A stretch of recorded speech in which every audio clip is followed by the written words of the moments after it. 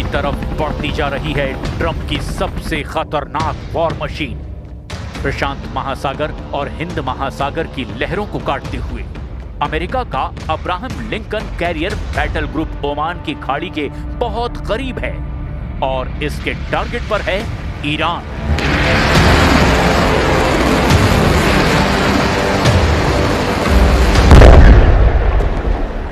लेकिन ईरान के सर्वोच्च नेता अली खामनेई और उनके कमांडर अमेरिका की हर हरकत पर नजर रखे हुए हैं। ईरान के वॉर रूम में ट्रंप के कैरियर की लोकेशन बार बार अपडेट की जा रही है और यही वजह है कि ईरान ने अब अमेरिका के कैरियर को खत्म करने की कसम खा ली है, क्योंकि अली खामनेई की तरफ से ऑर्डर बिल्कुल क्लियर है। तेहरान के सबसे बड़े चौराहों में से एक मैदाने इनकलाब पर ये पोस्टर देखिए।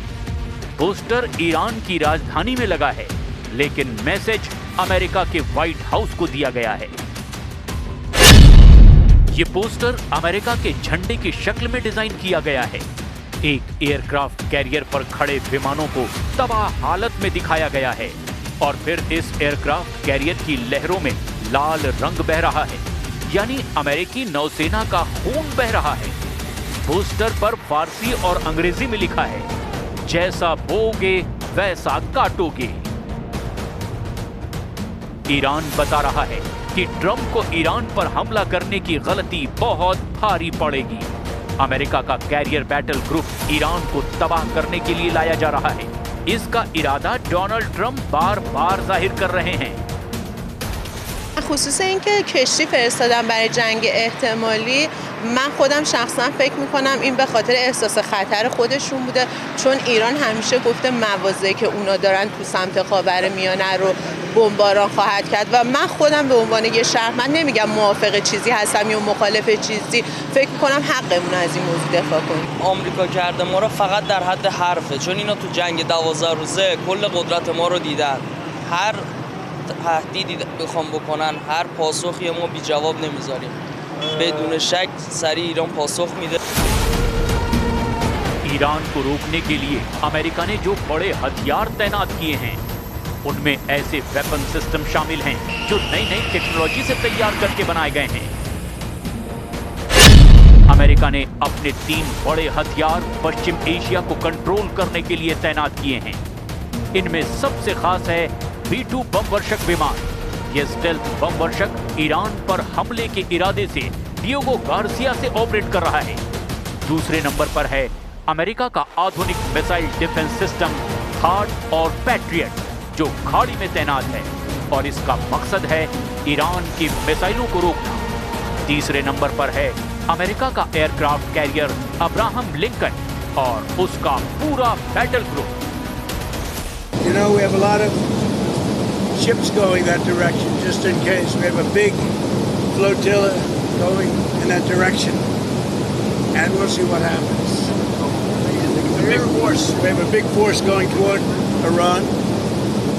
I'd rather not see anything happen, but we're watching them very closely.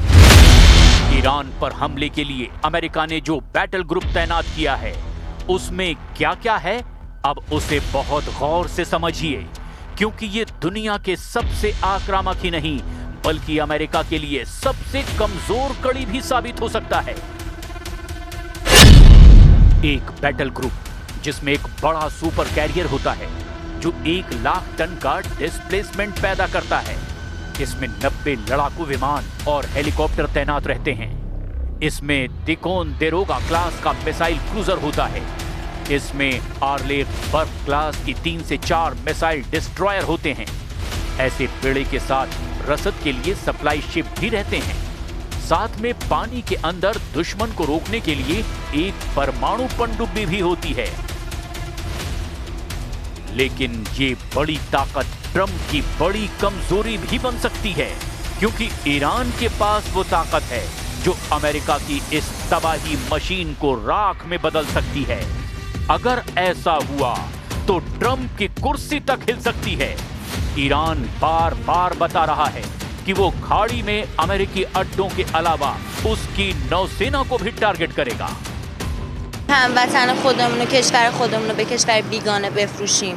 حالا شاید ما یه سری مشکلات اقتصادی داشته باشیم و روزامون رو واقعا به سختی بگذرونیم، ولی هیچ وقت نمیایم کشور خودمون رو به کشور بیگانه بفروشیم. به واسطه موقعیت خاص و ویژه‌ای که جمهوری اسلامی ایران در منطقه داره و گلوگاه انرژی به نوعی انرژی جهان در دست جمهوری اسلامی ایران هست و علل خصوص موضوع تنگی هرمز و بحث انرژی، قطعاً دشمن حساب کتاب خواهد کرد و خواهد دید که دستاوردهایی که در نبرد احتمالی خواهد داشت با چیزهایی که از دست میده قابل قیاس نخواهد بود. من پیش بینیم این هست که فقط این شاخشونه کشیدن هست و جنگ اتفاق نخواهد افتاد. Trump के कैरियर से पहला jet F/A-18 super hornet take off करता है। दूसरा जेट भी हमले के लिए उड़ान भरता है। फिर हथियारों से लैस तीसरा जेट भी रफ्तार भरता है।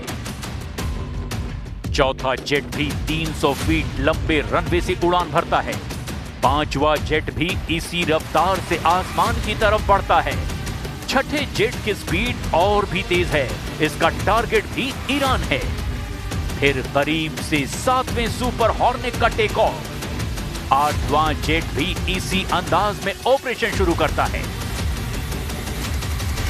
9वें और 10वें जेट का वीडियो सामने से रिकॉर्ड किया जाता है। ये समंदर में ऐसा ऑपरेशन है जिसमें अमेरिका को महारत हासिल है। ऐसे सुपर कैरियर्स के साथ वो वियतनाम से लेकर इराक और अफगानिस्तान के बाद अब ईरान को मिट्टी में मिलाने के लिए तैयार है। पर सवाल ये है कि क्या वो इसमें कामयाब होगा या फिर अमेरिका एक बड़े ट्रैप में फंस चुका है। ببینید یه سریاش که بود روانیه، دوست دارن با فکر و ذکر مردم بازی کنن، چون خیلی بارا اینو گفته و هیچ عکس‌العملی نشون نداده، هیچ عملی هم ازش ندیده. قطعاً یه اقدام برای حمله است، حالا یه تهدیدی برای حمله است در است و خب چون مثلا یه ناو جنگی و الکی هیچ وقت اعزام نمی‌کنن، مثلا موقعی که ناو گروهه، فقط یه ناو، بس یه ناو نیست، حداقل 10 تا 20 تا کشتی हैं। दिसंबर में ही युद्धाभ्यास करके ईरान ने बताया है कि उसकी मिसाइल पावर जवाबी हमले के लिए तैयार है। इस वार्निंग के जरिए ईरान जून में हुए युद्ध की याद भी दिला रहा है। ईरान के सर्वोच्च नेता अली खामनेई के जनरल दावा कर रहे हैं कि इस बार युद्ध हुआ तो नई तरह की मिसाइल से हमला होगा। ऐसी मिसाइल जिसकी रेंज ज्यादा होगी ताकि वो दुश्मनों को लंबी दूरी तक तबाह कर पाए, जिसका पेलोड यानी वॉरहेड ज्यादा बड़ा और हाहाकार मचाने वाला होगा, जो स्टेल्थ होगी यानी उसको ट्रैक और इंटरसेप्ट करना यानी उसे मार गिराना भी मुश्किल होगा। ईरान के कमांडर दावा कर रहे हैं कि उसका नया मिसाइल जखीरा इतना खतरनाक होगा कि इजराइल को सरेंडर करने में 12 दिन का वक्त नहीं लगेगा। ईरान इस बार ऐसा जवाब देगा कि इजराइल 12 घंटे के अंदर ही सरेंडर कर देगा, यानी 12 दिन नहीं 12 घंटे वाली वार्निंग ईरान की तरफ से जारी की जा रही है। इजराइल के प्रधानमंत्री नेतन्याहू भी जानते हैं कि इस वक्त खामेनेई का इरादा क्या है और अगर ईरान पर हमला किया तो काउंटर अटैक किस लेवल का होगा। इसीलिए इजराइल में भी अब ईरान के मिसाइल पावर को लेकर सायरन बजना शुरू हो गया है।